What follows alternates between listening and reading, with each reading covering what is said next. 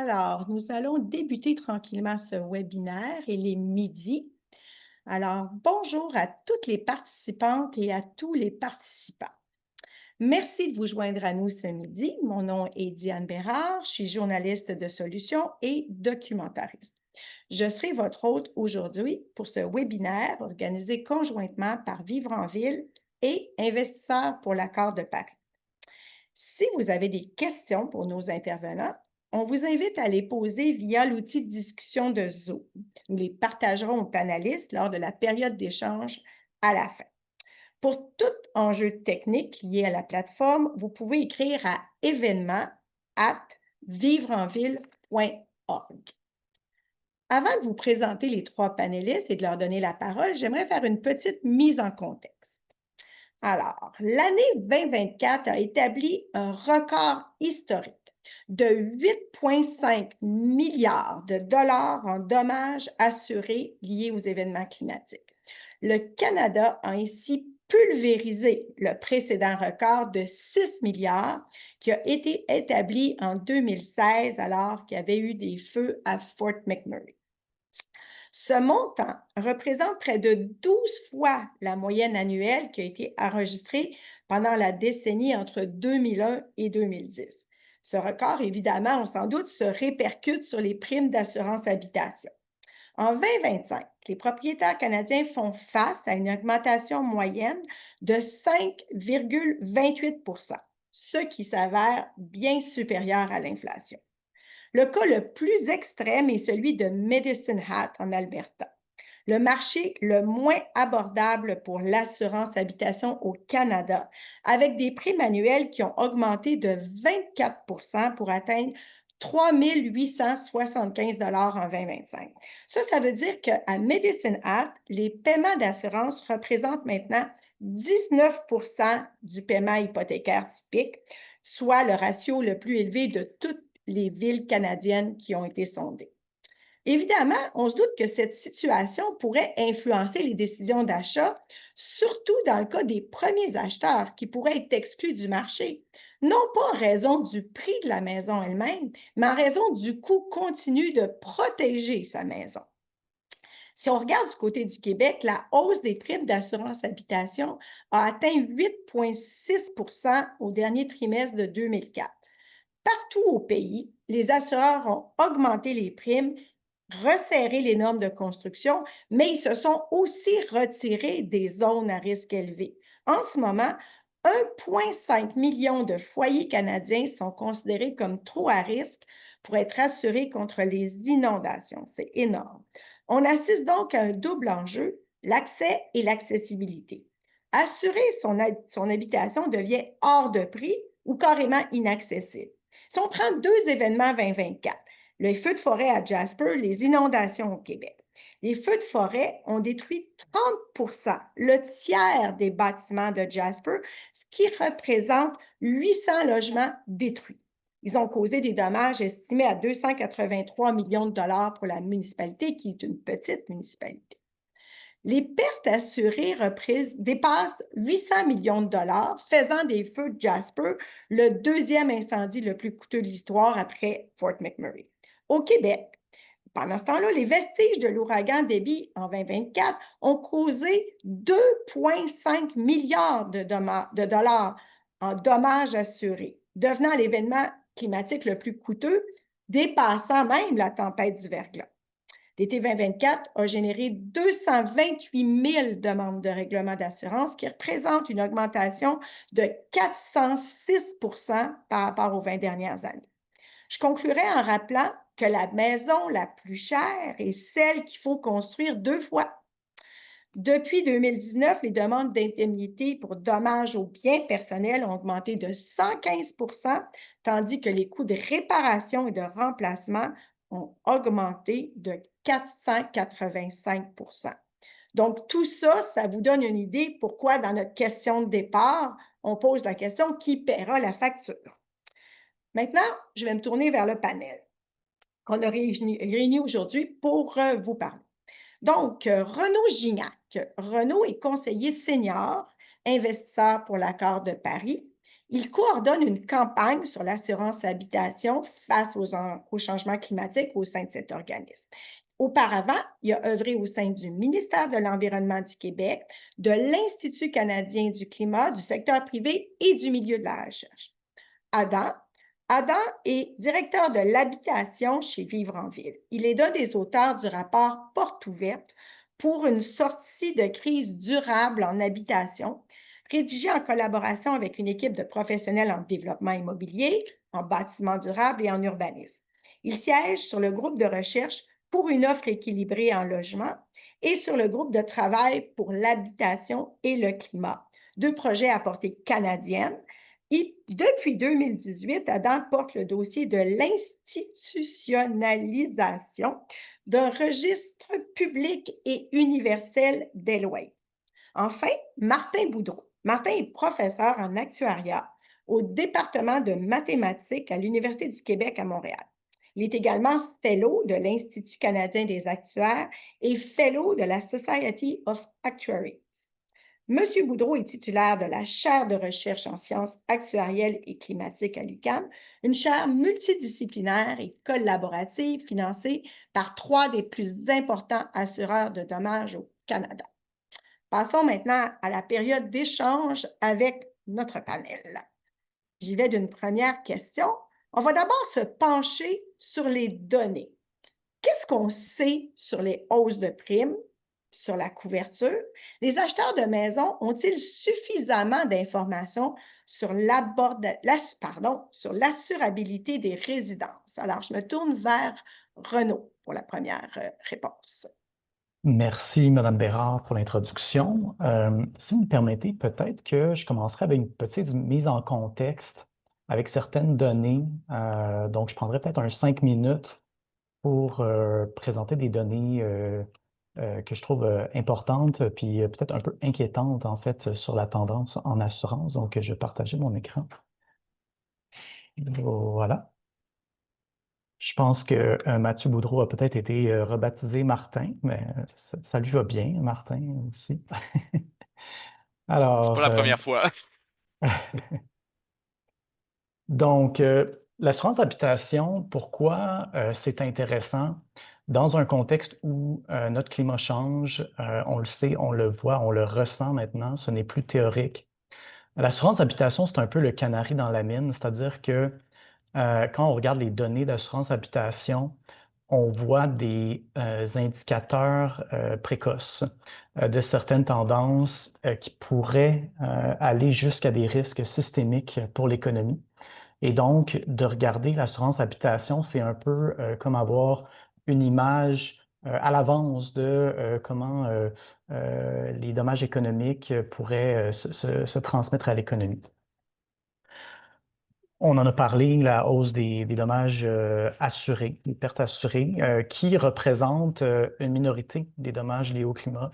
Donc, la majorité des pertes ne sont pas assurables. Donc, on a une augmentation moyenne de 7,5 par année depuis les années 80, une augmentation qui est supérieure à l'inflation.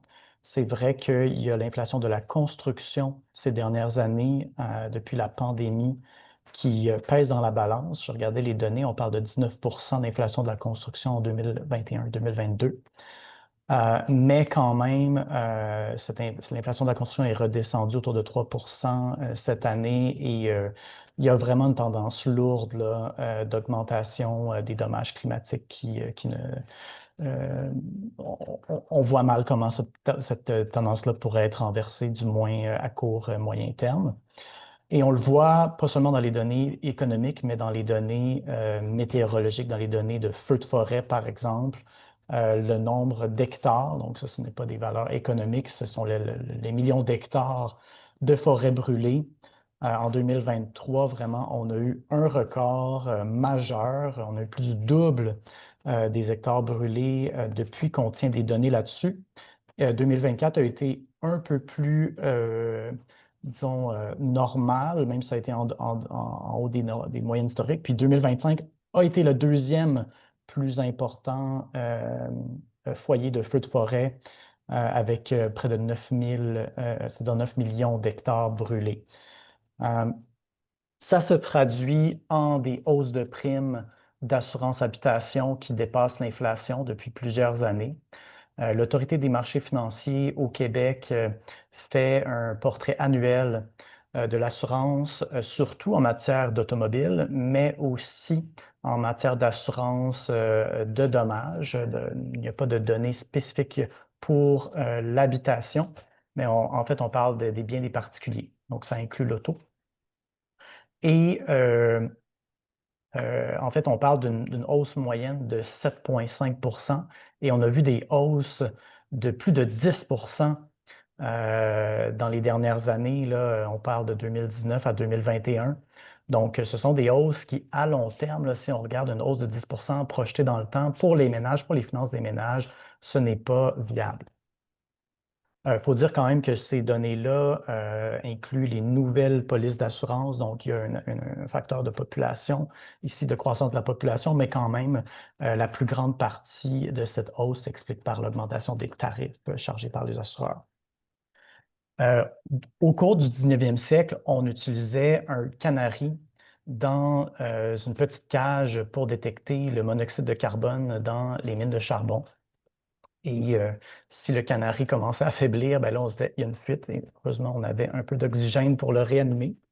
Mais l'indicateur ou les indicateurs, qu'on pourrait dire des indicateurs canaris dans la mine, pour moi, c'est la hausse des primes, mais aussi et surtout, quelque chose qu'on regarde très peu, c'est les taux de non-renouvellement d'assurance, en particulier les taux de non-renouvellement des avenants d'assurance inondation. Donc, refoulement d'égouts, cours d'eau. Et l'année dernière, le comité budgétaire sénatorial américain a publié un rapport sur le taux de non-renouvellement des assurances suite à Katrina, au feu de forêt en Californie et autres, et identifie clairement le taux de non-renouvellement comme un signe avant-coureur de la déstabilisation du marché. On a fait une carte, en fait, le Sénat a demandé aux assureurs de fournir des données sur le non-renouvellement de police d'assurance et on a pu, là, il y a un chiffrier Excel qui est disponible, on a État par État les données. Et donc, ça oscille autour de 1 de non-renouvellement et il y a des États où c'est plus important. Et même si ce ne sont pas peut-être des taux qui sont importants en absolu, même des petites variations là, peuvent précipiter toute une série d'impacts qui peuvent affecter l'économie. Au Québec, au Canada, j'ai regardé ce qu'on avait comme données sur le non-renouvellement d'assurance. On a une photo du Bureau de l'assurance du Canada, bon, le fameux 10 qui représenterait 1,5 million de dommages au Canada qui ne seraient pas admissibles à l'assurance inondation. Et donc, au Québec, ça représente 325 000 foyers qui n'ont pas accès, que ce soit parce que ce n'est pas abordable ou qu'il n'y a aucun assureur qui offre cette couverture-là dans ces zones. On a aussi un article de la presse, donc des données vraiment parcellaires. La presse rapportait plutôt cette année que les refoulements d'égouts, l'avenant pour les refoulements d'égouts a passé de 95 à 75 en 4 ans. Donc là, on a un taux de non-renouvellement de 5 par année. Donc, on est passé, on a baissé de 20 Donc, déjà là, il y a un petit drapeau qui devrait se lever. Euh, il va y avoir une réforme, comme vous le savez peut-être déjà, des cartes de zones inondables qui vont être publiées par le ministère de l'Environnement en mars 2026. Et donc, toujours dans la presse, on apprenait qu'il y aurait environ 30 d'augmentation des résidences situées en zone inondable dans cette cartographie-là. Donc, on passe de 2 tiers de pourcent non couverts à peu près 1 mais là, on remarque tout de suite qu'il y a quand même un écart important dans les données. C'est-à-dire que du côté du Bureau de l'assurance du Canada, on parle de 10 qui seraient non couverts, puis au niveau du Québec, là, on serait autour de 1 Donc, il y a quand même un grand écart, puis je pense que ça mériterait qu'on s'y attarde. Qu'est-ce que ça veut dire s'il y a un non-renouvellement qui est élevé des polices d'assurance inondation? c'est que, bon, comment ça se répercute dans l'économie? L'augmentation des dommages climatiques fait augmenter les réclamations. On l'a vu avec Déby, on parle de plus de 85 000 réclamations l'an dernier. Et lorsqu'il y a renouvellement de la police, soit on augmente la prime de façon substantielle ou on diminue la couverture. Donc, quelque chose qui pouvait être inclus dans la police devient un avenant devient plus accessible. Bien, on a encore très peu de données là-dessus. Il y a plus de demandes d'indemnisation au programme d'aide financière, le PGAF, et donc ça exerce une pression sur les finances publiques en même temps. Et donc, pour les ménages, des primes plus élevées signifie un coût de la vie encore plus élevé que ce qu'on voit depuis la pandémie. Donc, ça augmente la précarité financière et une décision de non-renouvellement d'une police d'assurance inondation, ça a un impact immédiat sur la valeur des propriétés parce que on ne peut plus revendre aussi facilement notre propriété et il peut y avoir une contagion dans le marché hypothécaire également. On l'a vu avec Desjardins dans la région de Baie-Saint-Paul, Desjardins qui a cessé d'offrir des prêts hypothécaires aux nouvelles propriétés dans cette région-là suite aux inondations. Et donc, si personne ne peut avoir un prêt hypothécaire dans la région, bien, personne ne peut acheter une maison dans le quartier et ne peut acheter votre maison si vous aimeriez la vendre. Et donc, c'est une nouvelle très mauvaise de recevoir cette décision d'assureur de non-renouvellement. Et lorsqu'on a déjà fait des réclamations et qu'il y a une nouvelle événement météo, si on n'est pas capable de réparer et on n'a plus accès aux fonds publics, bien, il peut y avoir des défauts de paiement hypothécaire. Et on a vu quand il y a des défauts en cascade de paiements hypothécaires, ça peut rapidement se propager à l'économie. On l'a vu en 2008. Et la dernière question que je pense qui est intéressante à poser, c'est face à cette augmentation exponentielle des dommages climatiques, clairement, ce n'est pas soutenable pour les ménages d'absorber tout ce coût. Et qui va payer finalement? Est-ce que c'est l'État via un programme public d'assurance inondation? Est-ce que ce sont les ménages via des primes plus élevées? Est-ce qu'on laisse un peu les ménages à eux-mêmes? On a vu des campagnes de crowdfunding en hausse suite à des événements météo. Ou est-ce qu'on pourrait ouvrir la réflexion vers les responsables historique de cet état de fait que nous voyons présentement, qui est l'augmentation des dommages créés en grande partie, par les changements climatiques. Alors, je m'arrête ici, puis je vais passer la parole à Adam Mongrain de Vivre en Ville.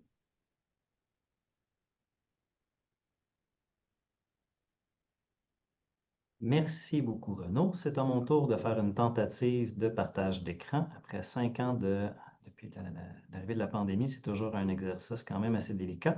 Est-ce que vous voyez bien mon écran? C'est beau. Fantastique.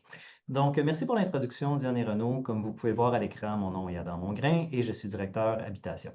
Depuis que je me suis joint à Vivre en Ville en 2020, mon équipe et moi avons principalement travaillé sur les problèmes d'accès au territoire durable, particulièrement en matière de prix.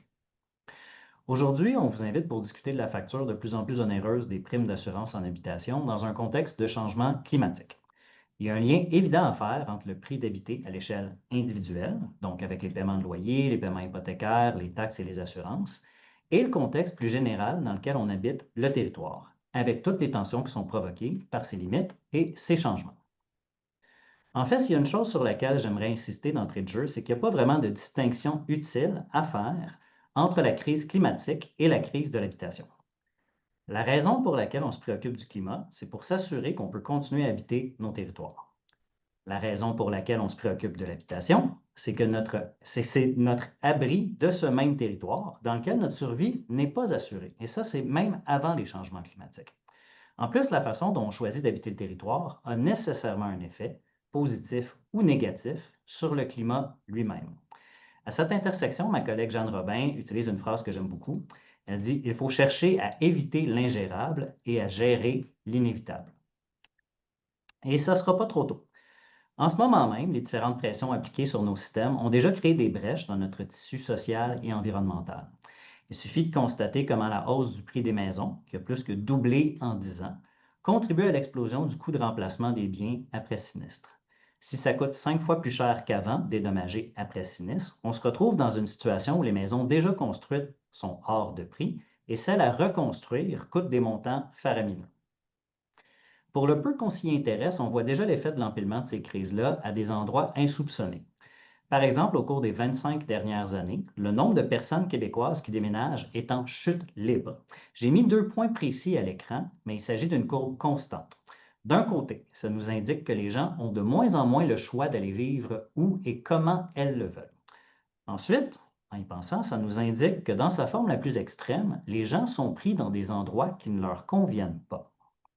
Il ne faut pas perdre de vue ici que le mal-logement, ce n'est pas seulement une question de coût ou de surpeuplement. Il y a des gens au Québec qui habitent dans des milieux qui sont exposés aux aléas climatiques et parce qu'il y a des inégalités de moyens partout, ces mêmes personnes ne sont pas en mesure de se protéger adéquatement ou de déménager dans des endroits plus adaptés. La combinaison de risques territorialisés et d'inégalités généralisées veut dire que partout sur le territoire, on trouve des personnes en position de grande vulnérabilité. Est-ce que ça veut dire que ces gens-là doivent trouver des moyens de se dépatouiller seuls? Renaud l'a déjà évoqué. En un mot, de notre côté, on va dire non. Notre position est que les crises sont des problèmes collectifs et doivent donc être pris en charge par un effort collectif. L'aménagement du territoire et la lutte à la pauvreté sont des responsabilités partagées et tout doit être mis en œuvre pour adapter nos milieux aux changements qui sont à nos portes. Pour un effort de solidarité à cette échelle, par contre, sans surprise, il faut se doter d'une vision à long terme. Cette vision à long terme doit être mise au service d'une réelle volonté d'adaptation, quelle que soit sa forme. On a rapidement besoin d'augmenter la résilience de nos milieux de vie, c'est bien connu. Mais ce n'est pas seulement avec des interventions bâties ou matérielles qu'on peut s'adapter. Par exemple, l'assujettissement d'une volonté d'adaptation à une vision à long terme ouvre la porte au recours à des outils adaptés au long terme, comme des mesures concrètes d'écofiscalité. En agissant avec prudence et intention sur les coûts d'aménagement et d'occupation du territoire, on peut induire un changement de trajectoire bénéfique pour l'ensemble de nos collectivités. Maintenant, est-ce que le fait que la facture soit collective veut dire que la solution est identique pour toute la collectivité? Encore une fois, en un mot, non. Les inégalités dans notre société n'ont d'égal que la variété dans nos milieux. Agir avec intelligence et souplesse est une prescription aussi importante que la volonté d'adaptation en soi. Par exemple, ce que vous voyez à l'écran, c'est un quartier de Romorin-Lanthenay en France qui est bien localisé par rapport au centre-ville, donc c'est un bien-être. Il a été construit en requalifiant une friche industrielle et dès le départ, ces bâtiments et les espaces ouverts ont été conçus pour vivre avec des crues inévitables des eaux. C'est une démonstration de ce que je veux dire par intelligence et souplesse dans l'adaptation quand c'est au service d'une vision à long terme puisqu'on sait qu'éventuellement, il va y avoir des aléas climatiques. Tous nos territoires et tous les résidents qui y sont méritent des réponses cohérentes face aux vrais problèmes auxquels ils font face. Et sur ce, je vais laisser la parole à Mathieu pour la suite des présentations.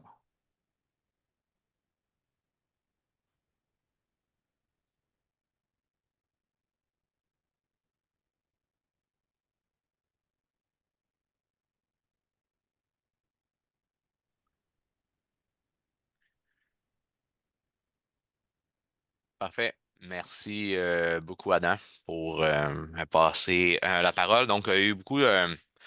Renaud a parlé beaucoup d'inondations précédemment. Adam a parlé aussi de responsabilité collective. Mais justement, je vais prendre les 5 prochaines minutes pour parler de la gestion financière des inondations au Québec. Question d'essayer de mieux comprendre à quel point les décisions prises par chacun des différents acteurs peuvent avoir des impacts euh, à la fin là, pour les sinistrés, là. Donc, premièrement, il y a plusieurs parties prenantes qui sont impliquées dans le fond, le partage, qui ont des impacts dans le partage des risques financiers liés aux inondations. Donc, tout d'abord, les municipalités puis les provinces. Donc, dans le fond, les provinces délèguent des responsabilités. Donc, le gouvernement du Québec délègue des responsabilités auprès des municipalités qui ont évidemment des impacts importants dans la gestion financière des inondations. La première responsabilité, c'est l'aménagement du territoire et aussi également l'entretien des infrastructures. Les provinces, donc le gouvernement du Québec, encore des municipalités, mais aussi s'occupe de la cartographie des zones inondables et aussi de donner de l'aide financière de dernier recours. Donc, Renaud l'a mentionné tantôt, là, il a mentionné l'acronyme PGAF. Donc, je vais y revenir dans quelques minutes. On en parle moins. Le gouvernement fédéral a aussi un rôle quand même important aussi dans la gestion financière des inondations. Donc, le gouvernement fédéral offre un soutien financier auprès des provinces et des municipalités à travers différents programmes, notamment les accords d'aide financière en cas de catastrophe. Finalement, l'industrie des services financiers, donc les assureurs, les banques, donc par leurs décisions aussi, ont des impacts sur monsieur et madame tout le monde. Donc, les assureurs qui offrent des produits d'assurance ici par rapport aux inondations.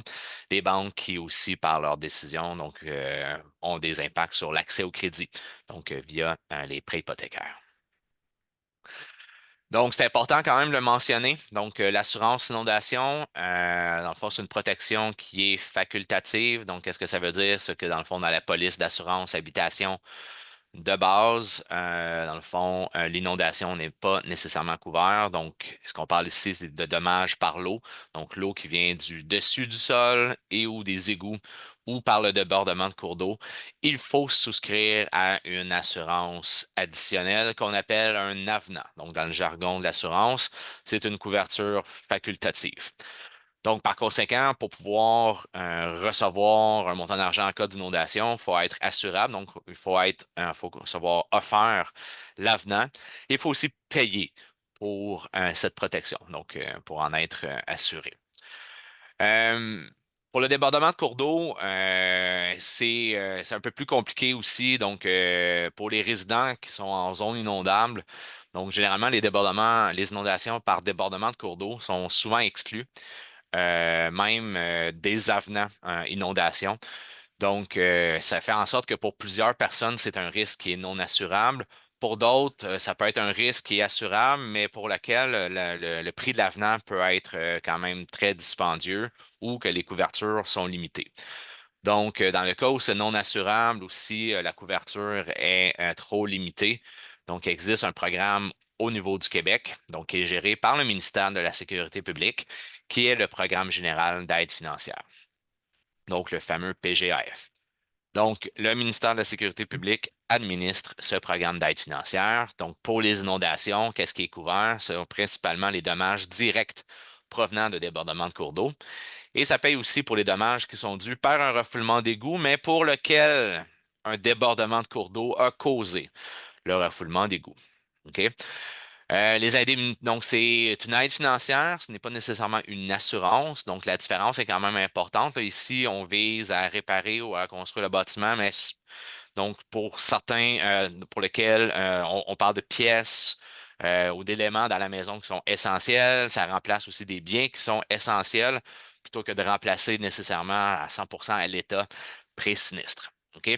Donc, ce qui est important de se souvenir, c'est que c'est une aide financière de dernier recours.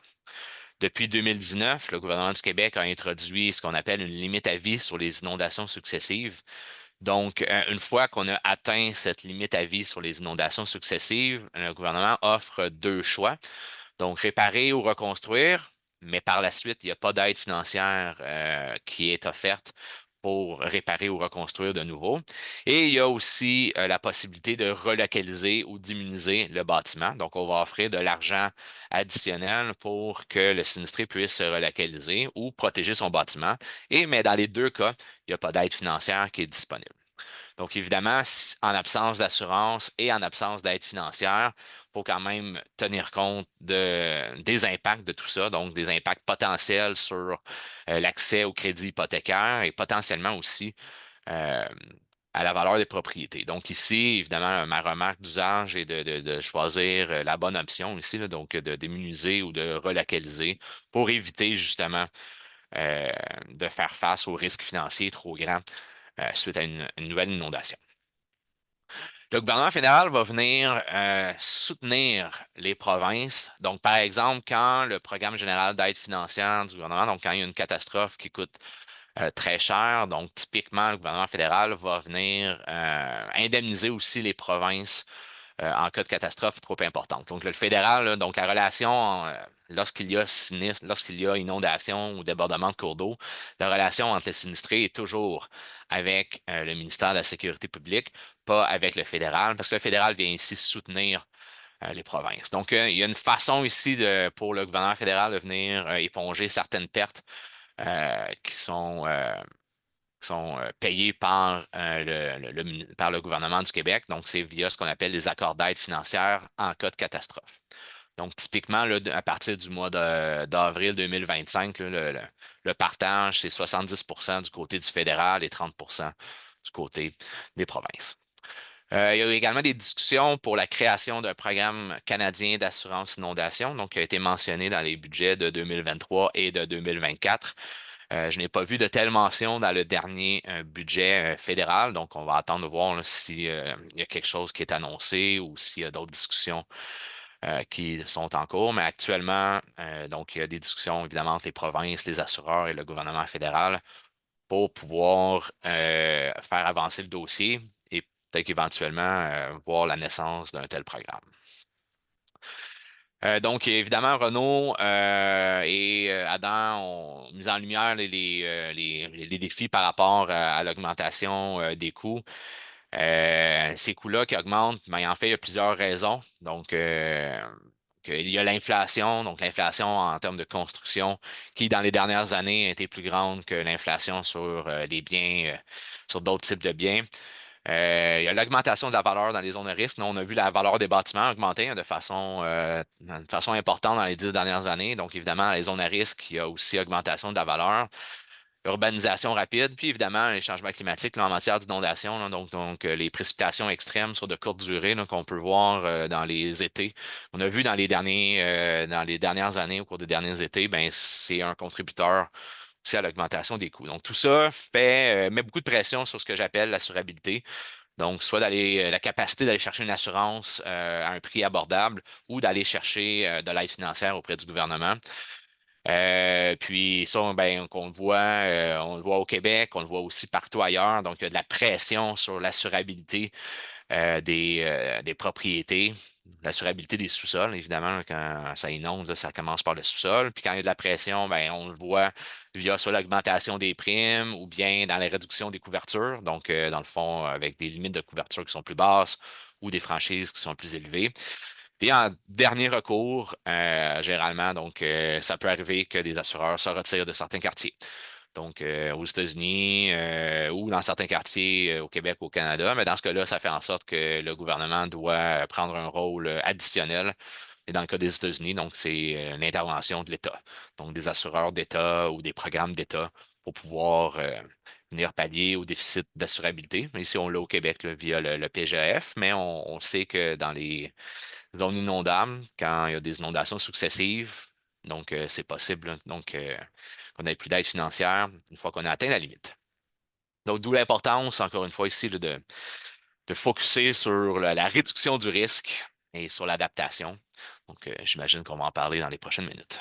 Merci beaucoup. Merci beaucoup. Mais merci à vous trois pour votre présentation.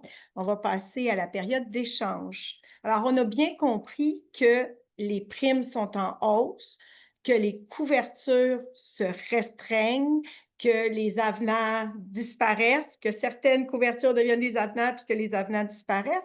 Ma première question, c'est, dans tout ça, est-ce que les acheteurs de maisons ont suffisamment d'informations sur l'assurabilité des résidences? Je me tournerai d'abord vers Renaud. En fait, non. Je sais, j'ai acheté une maison cette année et j'ai visité une maison suggérée par mon courtier.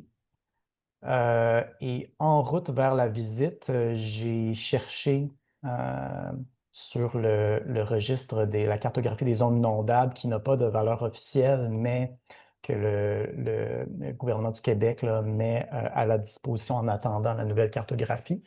Et pour réaliser que la maison que j'allais visiter était une maison neuve, construite en zone inondable selon la nouvelle cartographie. Et mon courtier n'avait pas cette information-là à me donner.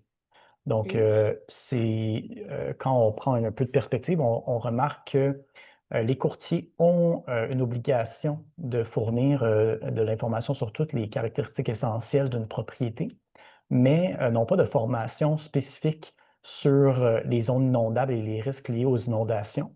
Et donc, ça fait que pour un acheteur qui voudrait même s'informer du niveau de protection individuelle d'une résidence qui se situerait en zone inondable. Il n'y a pas de mention spécifique au registre foncier, par exemple, comme on peut voir l'historique des transactions d'une maison. Et au-delà des acheteurs, pour les chercheurs, les économistes et autres acteurs qui veulent suivre les tendances sur les dommages, sur l'évolution des primes, sur l'évolution de la couverture, les données sont vraiment parcellaires. Pour les dommages, il faut se tourner vers le Bureau d'assurance du Canada, qui est un regroupement d'assureurs privés. Il n'y a pas de ventilation pour le Québec, il n'y a pas de ventilation régionale à travers le Québec, et on parle seulement des dommages assurables. Donc, ce qui exclut la majorité des dommages liés au climat, là.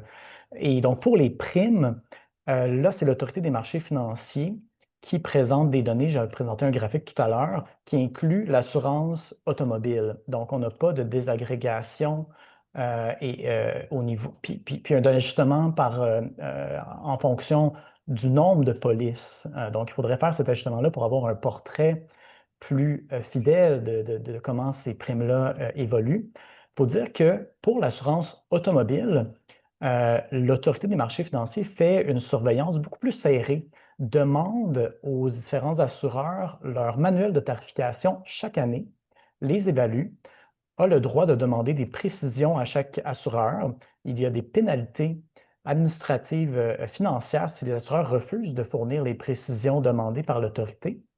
Et donc, ça permet à l'Autorité des marchés financiers d'avoir un portrait général, surtout pour la solvabilité du secteur, mais il y a des risques systémiques là, qui sont rattachés à ça. Et donc, présentement, on n'a pas de données sur l'augmentation des primes d'habitation. Il faut passer par des fournisseurs privés payants. Et pour la couverture, ben, c'est encore plus obscur. Personne ne suit l'évolution de la couverture d'assurance habitation au Canada et ni au Québec. Donc, ça, c'est vraiment, je pense, moi, de ce qui ressort de mes recherches sur le secteur, je trouve au niveau des données, ça m'inquiète. Je pense qu'on devrait avoir une agence publique, parapublique, que ce soit l'Autorité des marchés financiers qui suit vraiment attentivement, région par région, la couverture d'assurance habitation et en particulier sur les inondations qui sont le principal dommage. Bien, dans ce que tu dis, Renaud, je retiens trois choses. Je retiens l'absence de vigie, alors que pour d'autres types de dommages, je peux citer l'assurance auto, je retiens l'absence de consolidation de l'information. Donc, pour l'acheteur, c'est difficile. Et je retiens aussi la nécessité du rehaussement des connaissances et des compétences des joueurs du secteur de l'immobilier. Quand tu dis, bon, mon courtier n'était pas capable de me le dire, donc un problème de vigie, de consolidation d'informations, de rehaussement des connaissances. Je me tourne vers toi, Mathieu. Qu'est-ce que tu aimerais ajouter sur l'accessibilité pour les acheteurs de ces informations? Ouais, je vais faire du pouce sur la cartographie, hein. Donc, le gouvernement du Québec là, tarde encore à publier là, sa nouvelle cartographie des zones inondables. Et puis là, ici, c'est vraiment en termes de débordement de cours d'eau uniquement. Euh, c'est quand même quelque chose, évidemment, d'excessivement important là, de rendre cette information-là publique, à jour, de façon transparente, ne serait-ce que pour pouvoir cibler les quartiers ou les endroits où on veut réduire le risque. C'est super important. Je comprends aussi l'hésitation parce que, dans le fond, au-delà de la cartographie des zones inondables, ça vient d'une réglementation aussi des zones inondables. Donc, ce qui manquerait aussi, c'est l'accompagnement des gens pour pouvoir réduire le risque, parce que la cartographie des zones inondables, c'est une information qui est partielle. C'est lié à la probabilité que l'eau se rende jusqu'au terrain, mais tout ce qui est lié à la vulnérabilité du bâtiment, en soi, c'est pas une information qui est tenue compte. Donc, je pense que d'accompagner ici les résidents en zone inondable pour pouvoir réduire le risque est excessivement important. J'ai insisté sur la cartographie en zone inondable, ne pas oublier que les inondations, c'est aussi en milieu urbain, refoulement d'égouts, ruissellement urbain. On l'a vu avec l'ouragan Debby.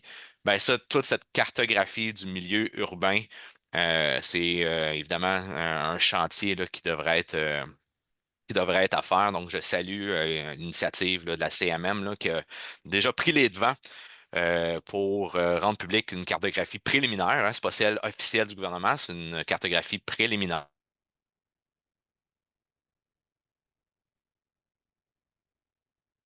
Mathieu, je t'entends plus.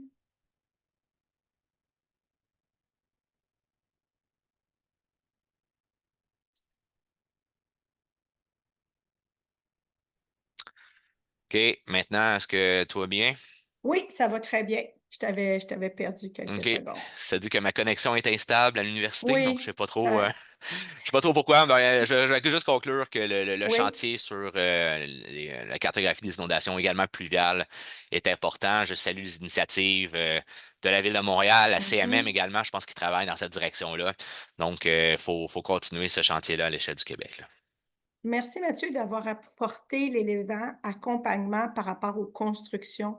C'est intéressant parce qu'il y a effectivement l'effet de la nature, mais il y a l'effet de la nature sur la construction elle-même. Donc, c'est pas juste de dire qu'on vit dans une zone inondable, mais sûrement que dans une zone inondable, il y a certaines constructions plus fragiles que d'autres. Donc, merci d'avoir ajouté ça. Adam, c'est quoi ton point de vue ou qu'est-ce que tu aimerais ajouter sur cette vulnérabilité des acheteurs de maisons? Oui, écoutez, je pense que tout ce qui a été dit est vrai et nécessaire. J'aimerais inviter tout le monde à prendre un petit pas de recul par rapport à ça, à partir du point d'information qu'au cours des dernières années, on a vu, même avec de l'information qui serait disponible, comme par exemple une inspection de la santé d'un bâtiment, une explosion des achats sans garantie légale. Puis Mhm. évidemment, je veux dire, je pense qu'il y aurait un changement législatif nécessaire pour essayer de décourager ou d'interdire ce genre de pratiques-là. Mais dans la discussion qu'on est en train d'avoir aujourd'hui, on parle beaucoup d'assurance et de prévention et d'adaptation. Puis, comme je viens de le dire, tout ça, c'est de la prévention. Puis, sous pression, les gens et les systèmes ne sont pas particulièrement bons en prévention. C'est souvent une des choses qui est sacrifiée, la prévention.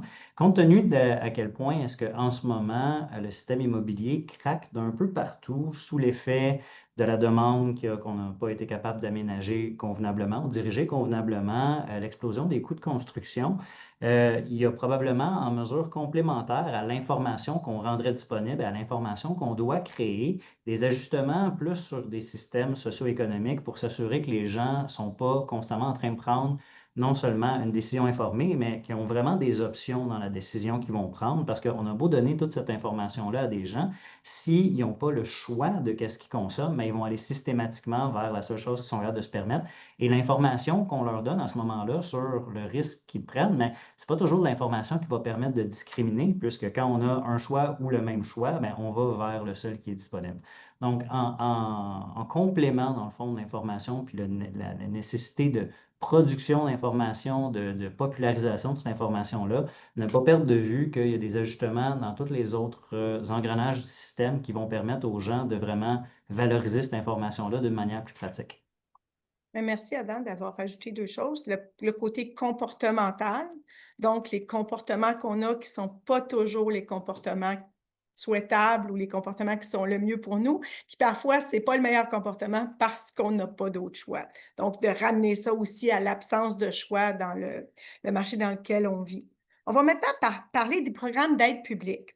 Donc, est-ce que les mesures qui ont été adoptées par le gouvernement suite aux inondations de 2019 étaient adéquates?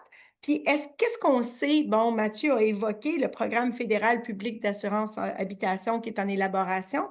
Parlez-nous un peu de ce qu'il devrait contenir, puis c'est quoi les écueils que ce programme-là devrait éviter. Mathieu, je te passe le POC. Oui, merci Diane. Euh, Dans le fond, répondre à cette question-là, ça dépend toujours un petit peu de quelle perspective, sous quelle Mhm. perspective on veut se placer. Je pense que dans le fond, la refonte du programme à partir de 2019 était aussi une réponse je crois, peut-être un moins en moins d'acceptabilité sociale de toujours constamment payer et repayer pour des inondations successives, là, donc constamment après quelques années pour les mêmes sinistrés. Puis l'optique qui a été prise par le PGAF, que je salue, c'est d'encourager ici la réduction du risque. Donc, même si une fois qu'on a atteint la limite, on a encore cette possibilité de pouvoir rester et de réparer. L'encouragement implicite en mettant de l'argent pour pouvoir reconstruire mieux, donc de rendre plus, de diminuer le bâtiment ou voire de relocaliser, est pour moi une excellente initiative. Je pense que c'est un petit peu vers ça euh, qu'on devrait aller, là, d'avoir cette réflexion vers la réduction du risque, vers l'adaptation. Ceci dit, cette idée de limiter les indemnisations face aux inondations successives, ça a été repris par l'Alberta et le Nouveau-Brunswick. Donc, ça fait des petits à l'extérieur du Québec. Je pense que c'est quelque chose qui est bien accepté. Donc, on va aider les gens avant la limite à vie. Donc, on comprend collectivement qu'il faut venir en aide aux sinistrés pour les gens qui n'ont pas d'assurance dans les zones inondables. Mais à un certain point, quand ça devient trop récurrent, on va t'accompagner pour soit protéger ton bâtiment ou te relocaliser. Point de vue fédéral, je comptais sur le budget de 2025 de la semaine dernière pour en savoir davantage. J'en sais vraiment pas plus que ce que OK. j'ai discuté dans mes diapos. Donc, ça se passe entre les provinces, le fédéral et l'industrie. Donc, l'idée On étant attend. de... On attend, On exact. attend. Dis-moi, Adam, qu'est-ce que tu voudrais ajouter au propos de Mathieu par rapport à cette couverture et la réponse des gouvernements? Ben, peut-être une mise en garde qui me fait mal de faire, mais j'estime quand même nécessaire. Mathieu a évoqué que quand on évalue à quel point est-ce que ces programmes-là sont adéquats, ça dépend toujours du point de vue qu'on adopte quand on fait cette évaluation-là. Euh, pour moi, c'est clair. Tantôt, je parlais de la variété des milieux puis la variété des situations dans lesquelles les ménages sont aujourd'hui sur le territoire. Peu importe c'est quoi le programme qui est mis de l'avant par n'importe quel palier gouvernemental, on va trouver des gens à qui ça convient pas. Puis, quand on va regarder dans le détail, on va voir que ces gens-là, ça ne leur convient pas pour des raisons légitimes, parce qu'on va être surpris d'apprendre qu'on n'a pas envisagé telle ou telle éventualité dans le design d'un programme. Euh, je veux dire, à ce moment-là, il va falloir faire un effort de solidarité, il va falloir faire un effort d'imagination, de courage pour aider ces gens-là à trouver une situation qui est correcte, de les restituer correctement, mais ça ne sera pas un problème avec le programme. Le programme, dans le fond, il doit nécessairement agir à une échelle où on est plus ou moins capable de l'opérer selon des situations qu'on est capable d'envisager. Si on regarde toutes les éventualités possibles, puis on se dit qu'il faudrait un programme qui est en mesure de protéger la population, restituer la population avec toutes ces éventualités-là, on va avoir quelque chose d'impraticable, probablement au point où est-ce qu'il va devenir trop onéreux pour qu'on soit capable de le défendre. Donc, c'est certain que les programmes sont nécessaires. Évidemment, c'est un effort collectif. On habite en société, on va avoir des outils sociétaux pour protéger notre dignité, notre liberté, mais on ne devrait pas se servir des cas d'espèce, on ne devrait pas se servir des échecs qu'on relève anecdotiques dans nos programmes pour dire, ben, le programme n'est pas le bon.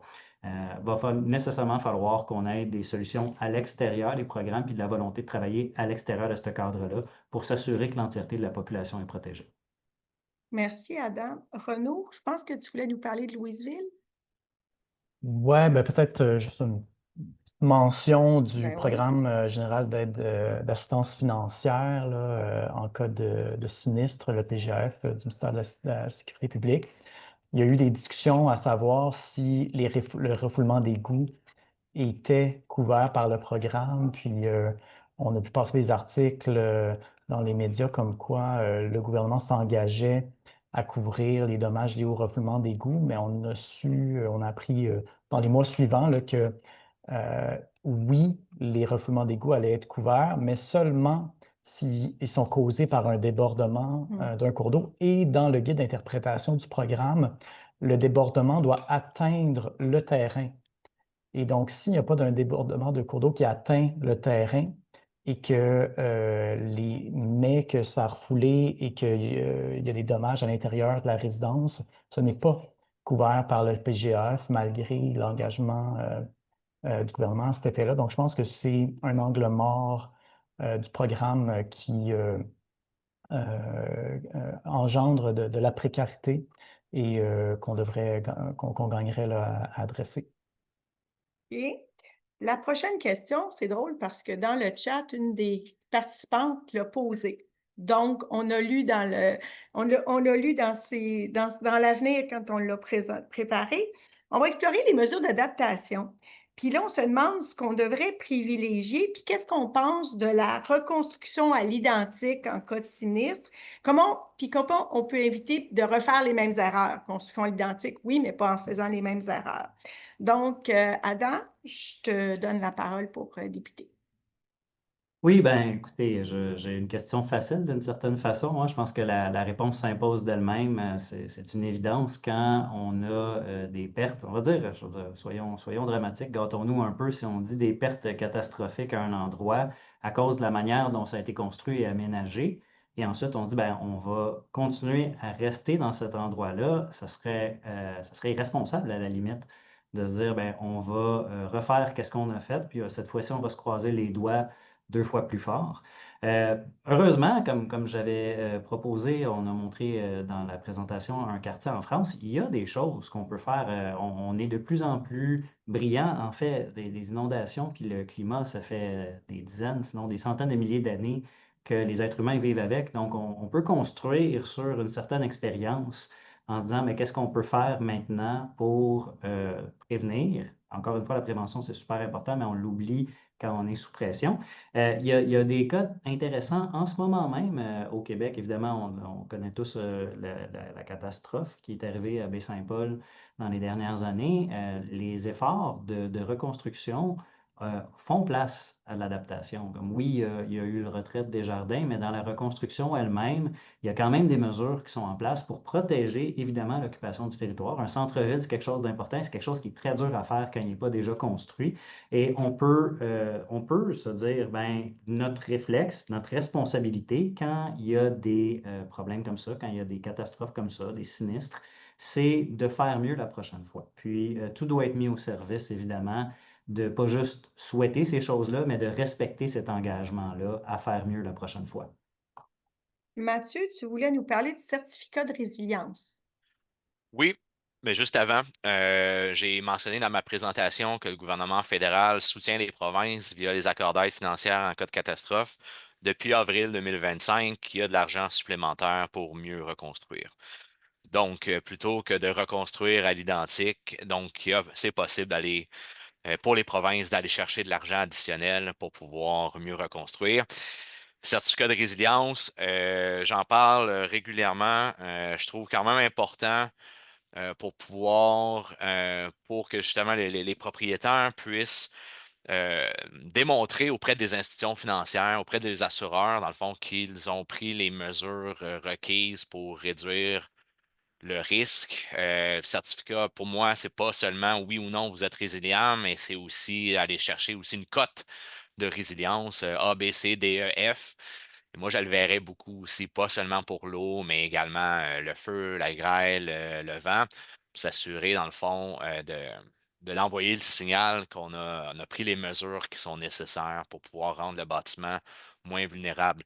Donc, pour moi, ça rejoint ce que j'ai aussi mentionné précédemment. Donc, oui, la cartographie des zones inondables, ça amène l'eau sur le terrain avec une certaine probabilité, mais c'est une information qui demeure incomplète. Si on l'ajoute avec, dans le fond, le certificat ou avec les cotes de résilience, ben là, on a un portrait plus complet du niveau de risque qui peut être considéré. Mais merci.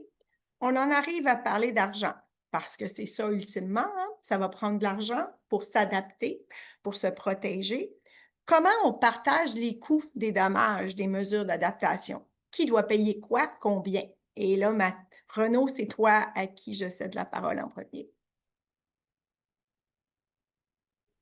Oui, merci. Je pense que c'est une question qui est très importante. Quand on fait l'extrapolation des dommages assurables, on est à 8 milliards c'est dans les pires cas en 2023, mais ça ne peut nous porter à autour de 100 milliards d'ici le milieu du siècle en dommages assurables et non assurables. Ce sont des sommes on peut se demander quelle va être la pression sur les finances publiques si on y va avec un programme national d'assurance inondation subventionné par l'État. Je pense que la pression sur les finances publiques va être très grande et en croissance. Et donc, je pense que de plus en plus, il y a un mouvement pour aller regarder du côté des responsables de cet état de fait. Et la responsabilité de cette augmentation dont on parle depuis le début, ce sont les changements climatiques. Il y a d'autres facteurs qui sont en jeu, l'inflation, etc. Les changements climatiques, c'est la tendance de fond. Et qu'est-ce qui cause les changements climatiques? Ce sont les émissions de gaz à effet de serre. Dans les années 2000, les gouvernements provinciaux ont commencé à adopter des lois sur le recouvrement des dépenses de santé liées au tabagisme. Il y a eu toutes sortes de normes sur la publicité du tabac.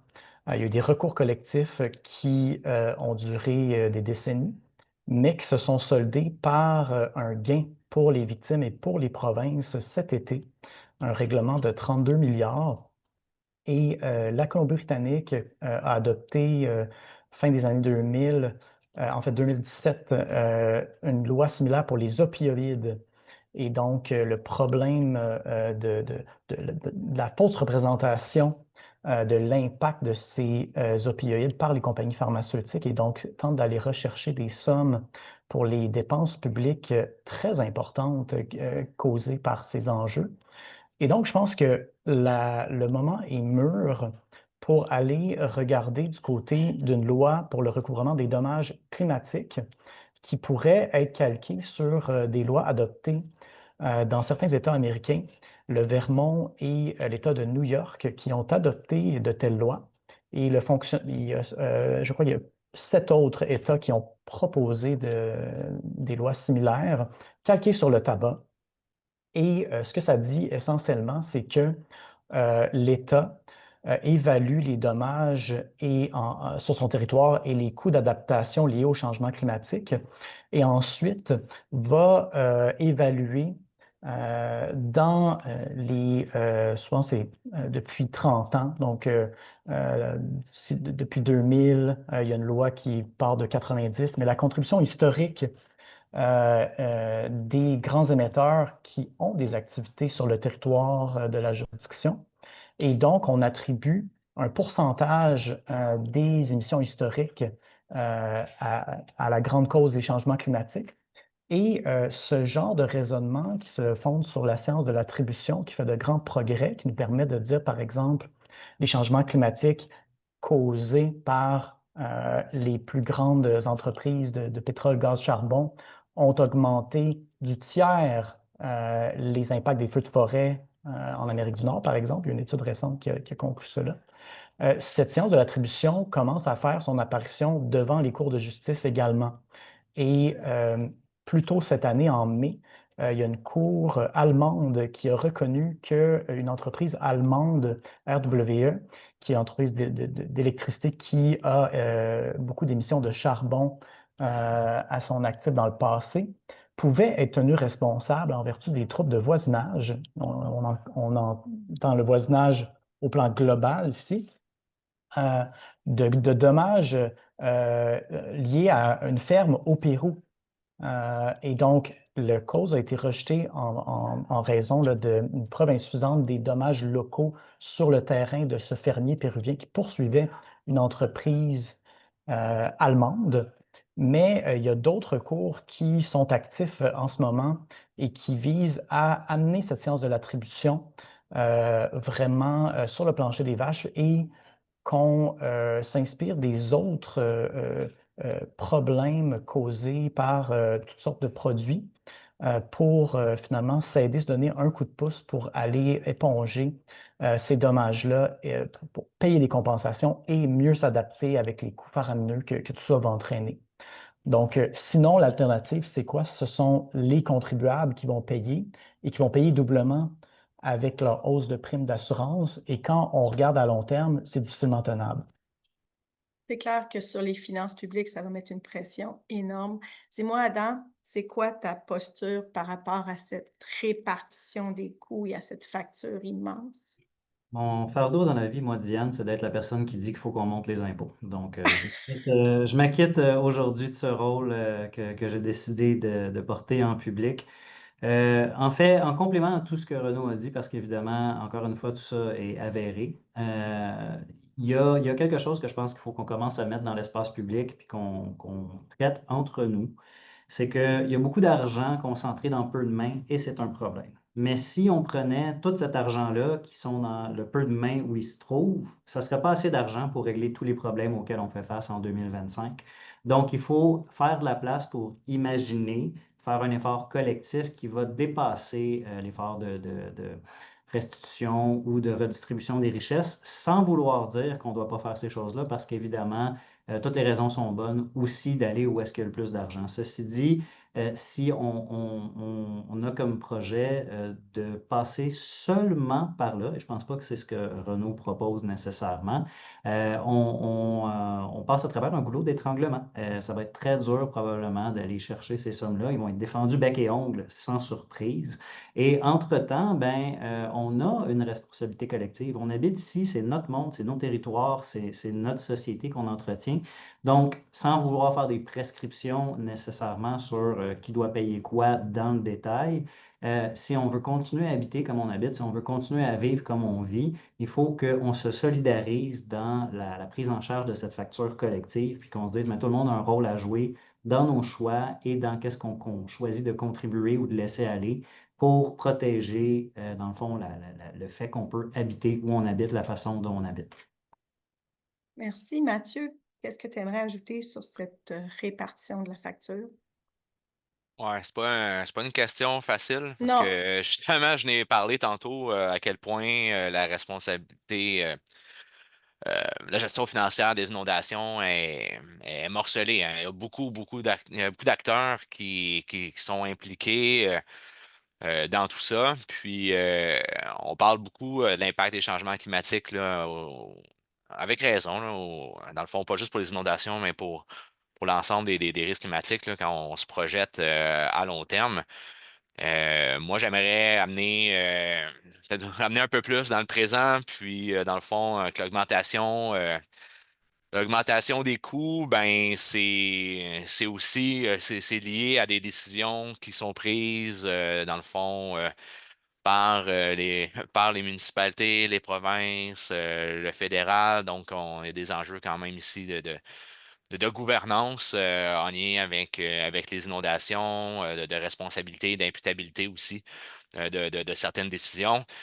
C'est clair que si on veut avoir un programme fédéral d'assurance qui est viable ou un PGAF dont les coûts ne sont pas exorbitants, ben, il faut adresser il faut adresser les problèmes à la source, hein, qui est dans le fond qui est lié à l'augmentation des coûts, puis s'assurer que justement on puisse encourager l'adaptation, qu'il y ait des incitatifs à encourager la réduction du risque.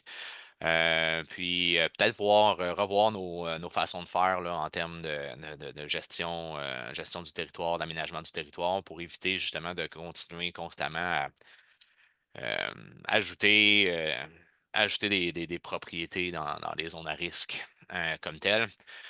Euh, donc, moi là-dessus, je n'ajouterai pas davantage hein, pour qu'on puisse aller à la séance de questions. Donc, on va passer, on déborde un peu. Alors, j'irai avec une seule question. Oh, je vois ici qu'on m'a mis 3 questions du public. OK, on va essayer. Première question. Est-ce qu'on peut espérer que les villes utilisent leurs nombreux pouvoirs pour relever leur autonomie financière afin de diminuer les risques et la vulnérabilité des populations? Effectivement, les villes ont plus de pouvoir qu'on le pense. Donc, est-ce qu'on peut penser qu'elles vont l'utiliser? Qui veut prendre cette réponse? Adam, vas-y. Ben, ils ont le pouvoir, en effet, d'augmenter leurs revenus, mais s'ils augmentent leurs revenus, c'est nécessairement à travers de la taxation ou c'est l'augmentation des frais. Puis, il y a certaines choses qu'on voudrait voir ici. On parlait tantôt de mesures écofiscales Oui. conséquentes avec l'ampleur des défis. Par contre, les municipalités n'ont pas nécessairement le mandat de la part de leurs électeurs de prendre ces décisions difficiles-là. Donc, il y a un souhait, il y a un besoin que les municipalités soient mobilisées dans une plus grande une gouvernance plus saine, une grande imputabilité au niveau de leurs choix et des mesures conséquentes. Par contre, entre nous, les gens qui sont ici et les gens qui sont à l'extérieur d'ici, il faut qu'on s'en parle puis qu'on dise si un politicien prend une décision difficile avec une mesure d'écofiscalité, par exemple avec une taxation des stationnements de surface, il ne faudrait pas qu'on le mette à la porte dans 4 ans parce que notre compte de taxes a augmenté en conséquence. Parce que, évidemment, sinon, on demande aux gens de prendre des décisions difficiles, puis dès qu'ils les prennent, on les punit d'avoir fait la chose qui était nécessaire. Donc, oui, les municipalités peuvent être mobilisées, mais à condition que les citoyens et les électeurs, en amont, demandent ces changements-là. Puis ça, c'est notre responsabilité plus à nous qu'aux municipalités directement.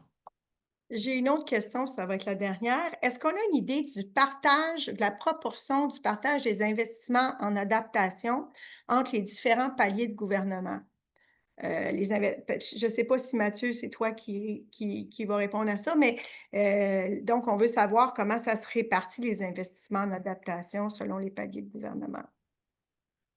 C'est pas une question qui est simple. Je sais que la Fédération canadienne des municipalités demande aux différents paliers de gouvernement davantage d'argent en adaptation.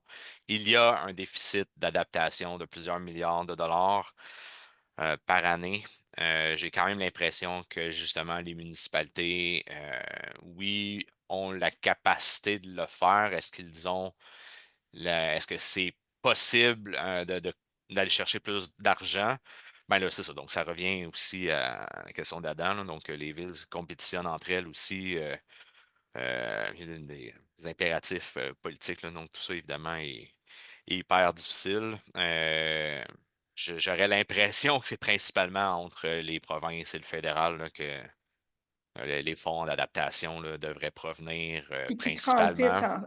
qui transitent ensuite vers les villes. Oui, j'aimerais Mhm. aussi qu'il y ait des fonds privés, un fonds d'adaptation, hein. On pourrait peut-être regarder ce qui se fait ailleurs, comment structurer tout ça. Mhm.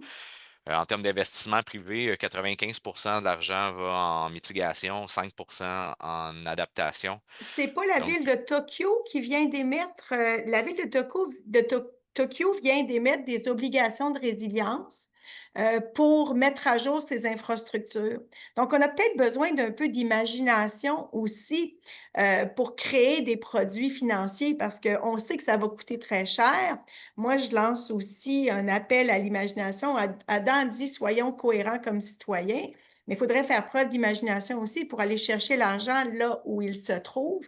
Puis l'exemple de la ville de Tokyo qui dit il faut que je mette à jour mes infrastructures à cause justement des événements climatiques extrêmes, ben, je vais émettre des obligations de résilience. Fait que je pense qu'il faut aussi faire. c'est une bonne idée. Les obligations, c'est un instrument financier utilisé pour financer Ouais. justement, que ce soit des infrastructures ou n'importe quoi d'autre.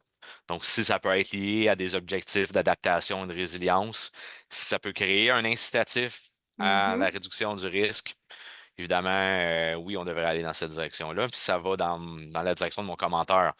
Donc, je ne sais pas c'est quoi le pourcentage idéal des fonds privés qui devraient aller en adaptation, mais il me semble que 95,5 m'apparaît un peu, peut-être Je pas un assez comprends. bon, un suffisamment bon équilibre, là. On peut faire mieux. Oui.